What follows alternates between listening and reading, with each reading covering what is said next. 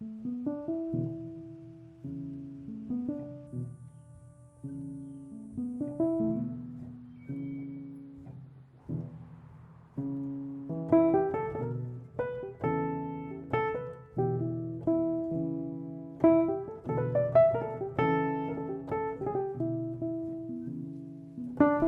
up, you learn to understand what is you and what is not you, what really resonates and what doesn't. Every once in a while, you need to refresh, clean up a bit, and only keep what you actually need. When I was a teen, I remember feeling so malleable, like I could be anything.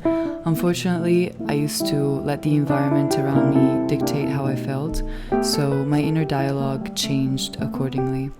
That caused me to not feel grounded in who I was. I didn't feel like I had a strong foundation to lean on, a place I could go back to and feel like myself again, somewhere my mind could be clear and not give too much importance to whatever was going on outside. It was later on that I learned how to cultivate that place in and out. Self-expression in the form of speech, writing, visual arts, fashion, or dancing, I think comes natural to every one of us.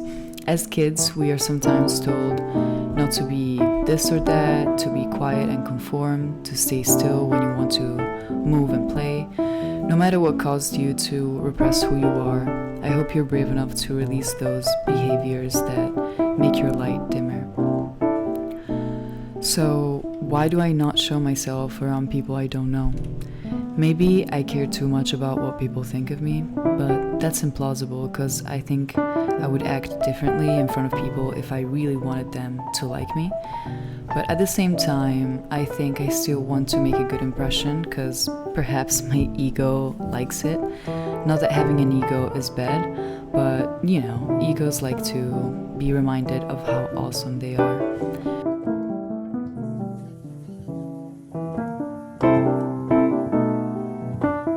So, why am I not myself?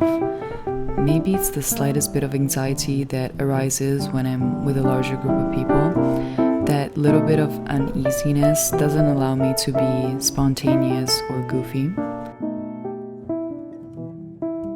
In the Mandukya Upanishads, which consist of only 12 verses, they talk about something called Atman and Brahman. Atman, from my understanding, is the individual expression of Brahman.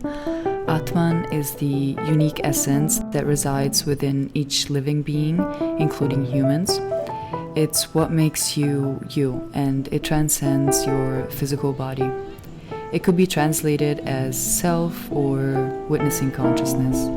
Also, the Atman is not immediately evident, it must be recognized, and this sounds so fun to me because your entire personality and everything you ever thought to be you could actually not be you. Maybe it was just a tool. Anyway, Brahman is considered to be the ultimate reality, the immaterial, efficient, formal, and final cause of everything that exists.